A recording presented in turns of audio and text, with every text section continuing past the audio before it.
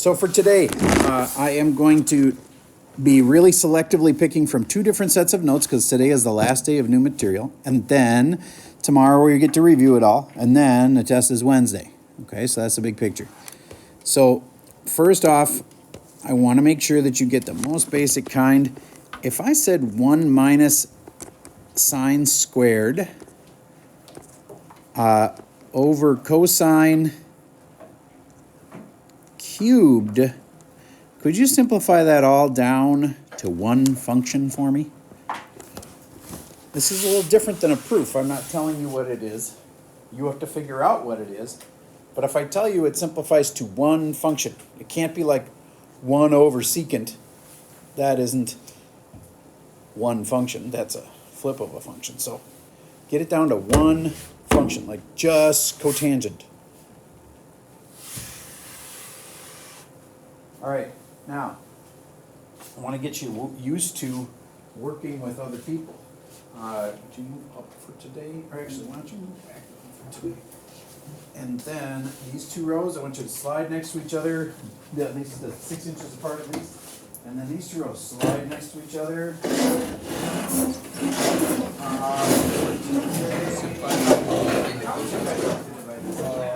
Or like, yeah, Yeah, I mean, this one. Yeah, I know it's a little bit of a pain. How about this? oh, that's good. One is enough. Oh, I'm right. Okay. Like cosine squared.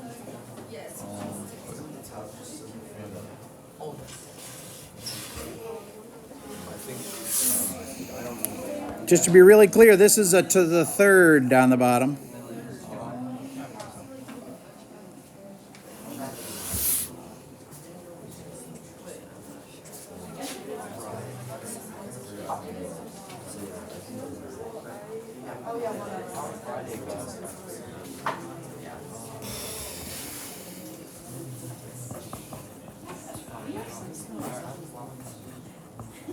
Raise your hand if you're confident. All right, good. That's a lot of you are confident. All right, so this one, you should know that right off the sheet. Now, if I were you right now, I would find that identity sheet. Okay, it's in the same folder for today. I think it's at the very bottom. You want the identity sheet to be split screened all day today. Okay, so please do that right now. I know you don't think it's important, but I'm telling you, several of the ones today you're not going to know off the top of your head. I don't even know them off the top of my head. Like, there's going to be double angle ones that I have to look up. Okay, so you need that sheet. All right. So this one I hope you did know off the top of your head because it comes from sine squared plus cosine squared equals 1. So you should have known it was just cosine squared. So then it was cosine squared over cosine to the third. And then if I break it up all into individual cosines, I'd be able to tell this easier. But everything cancels off except for one cosine on the bottom. So then it's like really 1 over cosine. And then that you can't leave alone because it's not a single function. But 1 over cosine is the same as secant. Raise your hand if you had. Secant is your last answer. Okay, good. Then let's do another proving type question. But let's practice. There's 3 strategies that are really critical. I'm going to just do one of them right now. One of them is common denominators. All right, I would like you to try to do 1 over, I'm going to pause for a second. All right, this first one's kind of lame, but I'd just like you to figure out, use conjugates, and we'll do common denominators in a second. Use conjugates and multiply by the conjugate and tell me what you get. Pausing for a second. Okay, check with the person next to you to see if they knew how to do conjugates.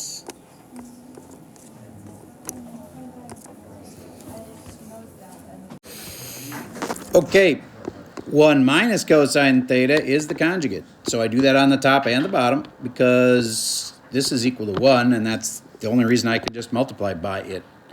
And now this part right here turns into 1 minus cosine squared. What's on the top? 1 times 1 minus cosine squared. So I have 1 minus, cosine. Over, on the bottom, I could put 1 minus cosine squared, but I'm going to put sine squared. Because that's the whole point of doing this, is that you will get 1 minus cosine squared, which is right off the sheet equal to sine squared. Okay, so that would be a good use of a conjugate. I'm going to give you another one like that because I know that that one was a little bit difficult. So 1 over 1 plus sine of theta plus 1 over 1 minus sine of theta all simplifies down to 2 secant squared of theta. You'll need conjugates. Pausing while you give that one a shot. Yeah, you'll have to use conjugates once on the left fraction and once on the right fraction. Okay, just to make sure you're on the right track, here's what you should have been thinking. The conjugate for this is 1 minus sine theta, and I can't just multiply that on the bottom without multiplying it on the top. And over here, wish I had more room, so I'm just going to move this 2 secant squared over.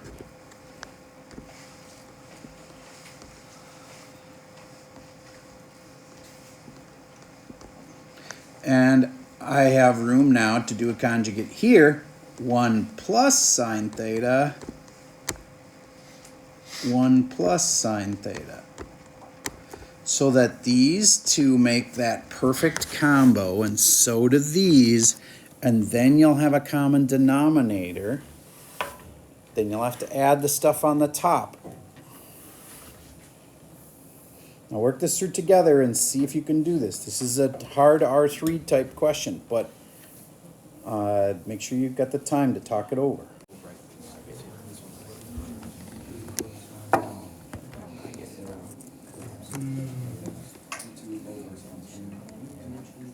That's what I was so far.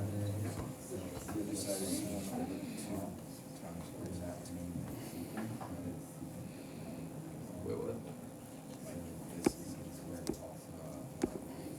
What do you want? Leave the right side. Which one leave the right side is 2 secant. Then you would need the left side to get the 2 secant. That makes sense. Or 2 secant squared. But I think that 2 over cosine squared, I think that just simplifies it. 2 secant squared. You just take out the 2. Right? Yeah, that means that, and that's secant, so you simplify the secant.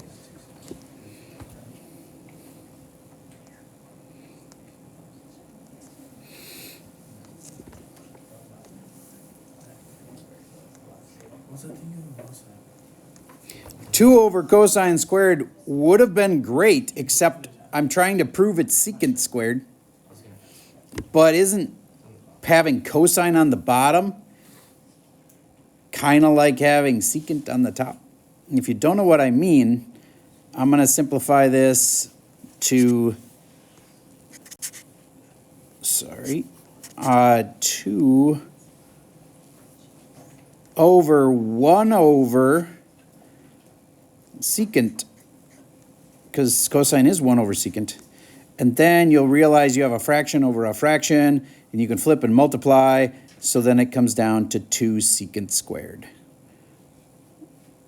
That is a fraction over a fraction. That's why it's on the top 20, because fraction over fraction happens a lot during this unit.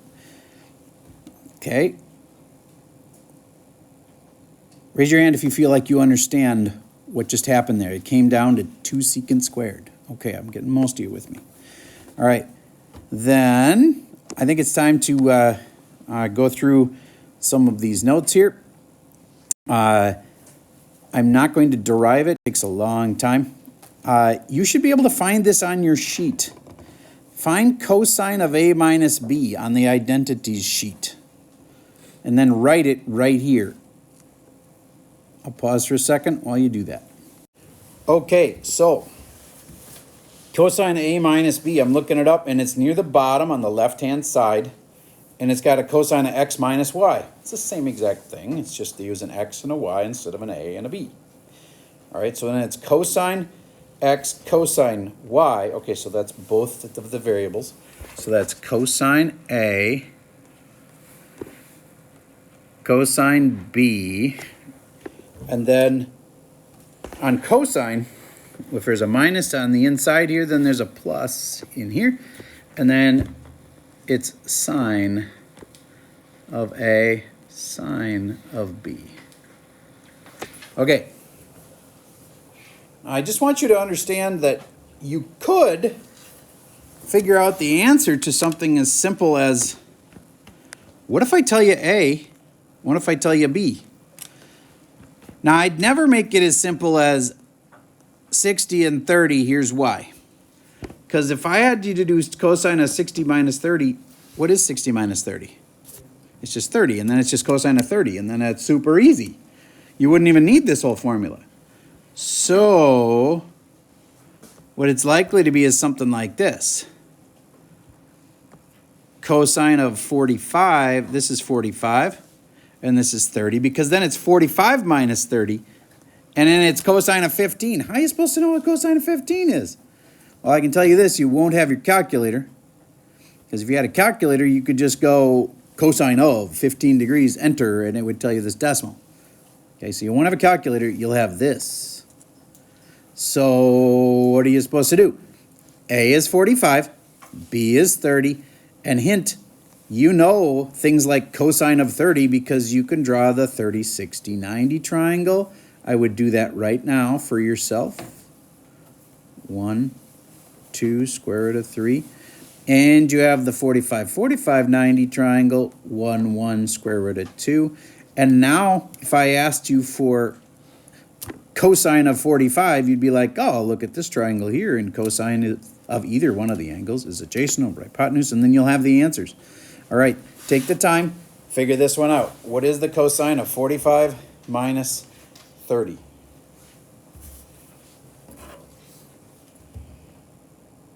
Okay, so you're going to see this pattern of a problem where you're going to be asked to figure out something like this, and you'll have to look it up on a sheet because you aren't going to know this. So then you look it up on the sheet, and then you still have to know how to actually do, remember chapter 12 was the big one, circle trig, because these angles aren't promised to be as simple as 45 and 30. They could be like 135, which is, you know, like on the circle trig spectrum. Okay, so anyway, cosine of A, which is 45, cosine of B, which is 30, A is 45 and B is 30.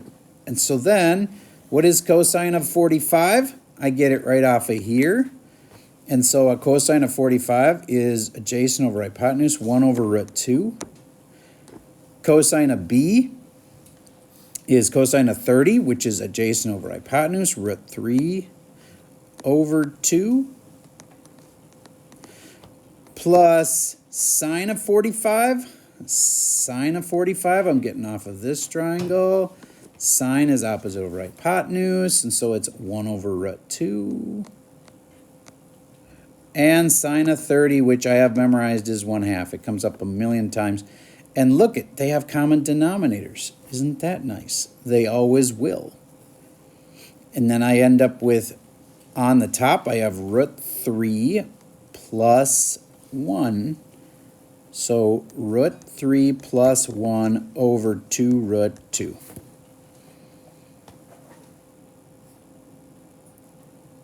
Okay, let's do another one.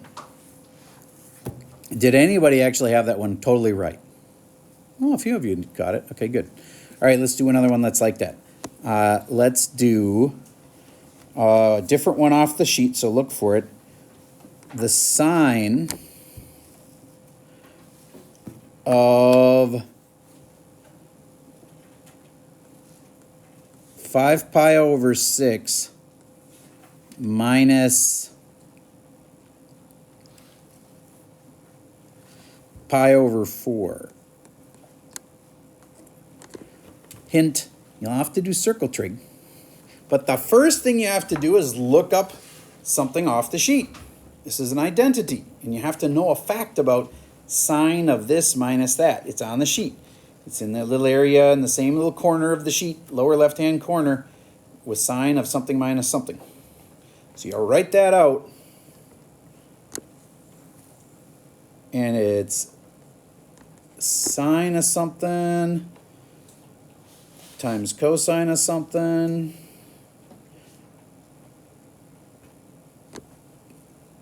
minus, and then just keep writing that out. And then you'll have to draw your circle trig to figure out what is the sine of 5 pi over 6. To go down into my circle and draw my sides and my angles. So this is an amazing review of last chapter. That's why I said last chapter was so important, because circle trig keeps coming back. And here it is again.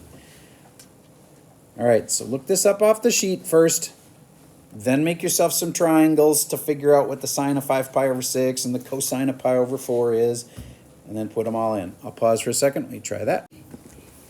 Okay, so right off the sheet, I have sine of x and cosine of y minus cosine of x and sine of y. But I'm not putting in the x's and the y's. You know why?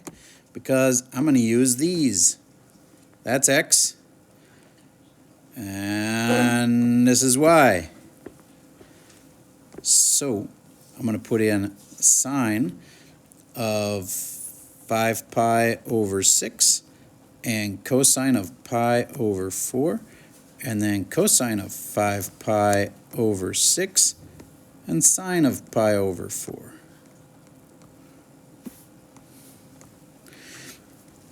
To do those, I need little drawings. Here's where 5 pi over 6 is, over there. And sine is, with those are 30-degree angles because it's pi over 6. So then this is 1, 2, negative square root of 3. Most easy mistake to make would be to forget the negative there. And sine is opposite over hypotenuse, and so, oh, it's really just 1/2. Cosine of pi over 4, well, pi over 4 is over here, 1/4 of the way to pi, and that is a 1, 1 square root of 2 triangle. And so cosine in there is 1 over root 2. How many of you had the first part right? This is a good sign. Okay, then minus cosine of the 5 pi over 6 is adjacent over hypotenuse. This is right where you would have screwed up if you forgot the negative. It'd be negative root 3 over 2. And then sine of pi over 4, 1 over root 2 again. Look at, they always have a common denominator. 2 root 2. On the top, I have this negative canceling out this negative, making that positive root 3 and a 1. So it's 1 plus root 3, or root 3 plus 1 over 2 root 2. That looks very similar to last time. Raise your hand if you had that one right. Okay, if you think there's a mistake, you got to tell me. Okay. All right, next one. Better look this one up on the sheet. I know some of you have it memorized already. I'm proud of you if you do. If not, look it up.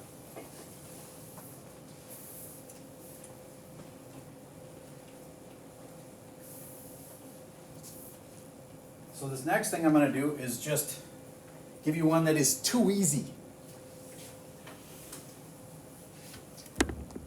Why would I never put in just telling you, hey, by the way, theta is 30.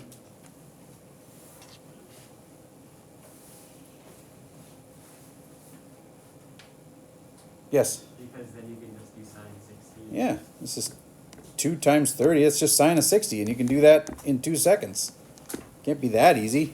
Yeah, it's not that easy. It won't be that easy. Because we won't give you something super easy like 30. Now, like for instance, what if I gave you, well,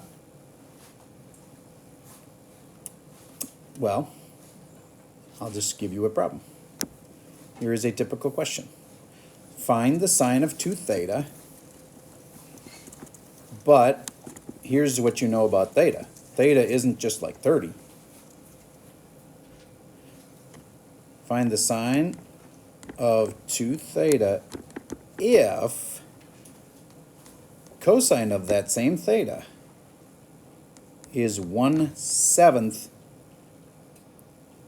and the tangent of the angle is greater than 0. Whoa. That should look like something right off the circle trig question. Circle trig test. So figure that out first, then you'll know what theta is.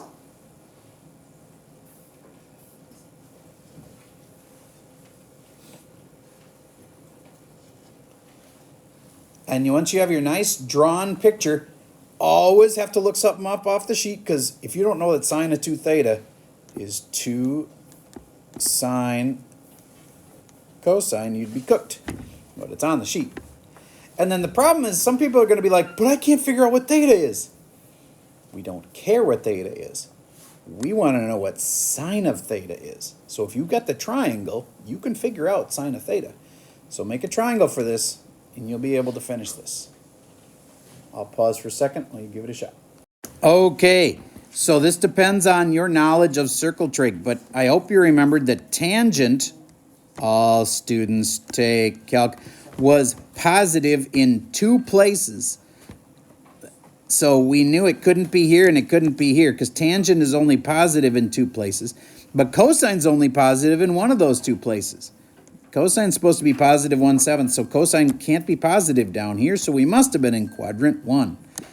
Next, I'm going to draw my little triangle here, and cosine is adjacent over hypotenuse. That's a 1, that's a 7.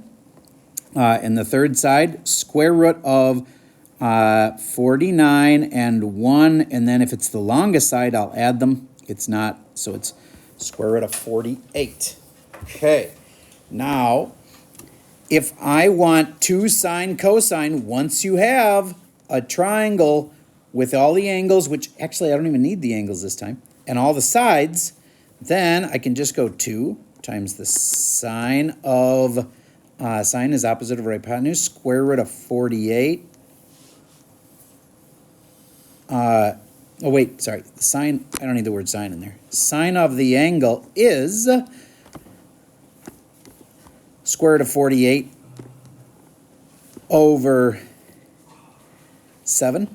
And cosine of the angle is adjacent over hypotenuse. Oh, I already knew the cosine of the angle. It was 1/7. And there we go. There's your answer. 2 root 48. And yes, that could probably simplify more because I think 4 goes into it, but let's not worry about that right now. Over 49. It would simplify a little more. All right, remember, we're going to have more time to practice this tomorrow, but I have one more thing that we need to get through. Let me see here.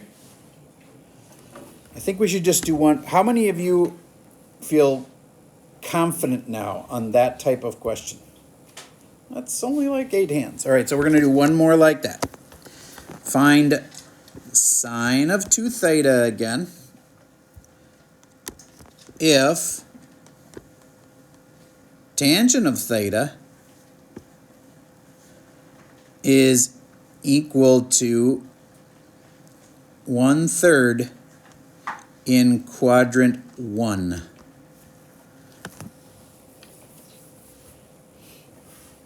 First thing you do, go look up what sine of 2 theta is. Second thing you do, draw triangles. Then, once you get your triangle all drawn with all of its sides, you'll be able to find what sine and cosine of that angle is. Pausing. Okay, let's see how you did. So, by now, hopefully it's kind of second nature. 2 sine, oops, forgot the 2. Did I forget the 2 in the last answer? Nope, I still had the 2 in it. Okay, 2 sine cosine, but I'm just going to leave the angle out because, well, I'll just put it in there for now. Okay, so over here, I got to make this picture TOA opposite, adjacent, 1, 3, and the square root of 3 squared is 9, 1 squared is 1, and it is the biggest side. You add them together, it is square root of 10. So that third side is the square root of 10. Now I go sine of that angle is opposite of right hypotenuse, 1 over root 10. Don't forget the 2. And then cosine of the angle, 3 over root 10. And hopefully you know what root 10 times root 10 is. It's root 100, which is 10. So the 2 is over 1, so that becomes 6/10, which is 3/5. Raise your hand if you got all the way to 3/5. Nice. Okay, I feel like you're getting this. Now, I have some tips built into the notes. I know we didn't do much of the notes, but the main reason I wanted to pull up the notes is because they have the homework problems in them. And I wanted to be specific on here are some problems that you should do from the homework section, like, because there's a lot in there and some of them are weird. And, well, I put right after the name of the notes, it says which problems in there are the ones that would be the most helpful. So, for example, could you read me just in the Schoology course, what does it say in the title of the notes? 13.2, day 1. No, it's 2 problems, 22. Problems 22, 23, and 20. So here is problem 22. So that's one of these questions where they want you to figure out cosine of A plus B. I don't think you need to do it twice. Let's just do one like that. So I'd cross off this bottom one, but I would do problem 22. It's a lot like what we just did. It's telling you where it is in the unit circle, and you draw your little triangles. And in the end, this is the kind where you have to look up off the sheet, cosine of alpha plus beta. I don't have that memorized. I think I could do it actually, but I definitely would want to look at the sheet if it was on a test. And I'd look it up and go, oh, that's cosine of alpha, cosine of beta, minus sine of alpha, sine of beta. I'd have to look that up. Once you get it looked up off the sheet, these triangles would help you to figure out what alpha and beta are. All right, 4. So I would do that one. I would also do this one. Again, you don't need to do 2 of them, but just do one like that. It's pretty much the same. It's just extra practice on that. Whenever they give you just one side, you remember you can always put it over 1, and that way you've got 2 sides of the triangle. Little pro tip there. Okay, and this question, again, it's basically the same thing. They're saying it's in the 4th quadrant by saying that. And, all right, that's enough practice on those. Now, Mr. T, you found it last time. Could you find the other one also? Yep. In the next set of notes, they tell you some more problems that you should do. Please read them to me. 9, 10, 11. So in this section of the notes, 9, 10, and 11 are important. So I'm going to keep fast forwarding until I get to them. Or on pages 9, 10, 11, my bad. Ah, okay, okay.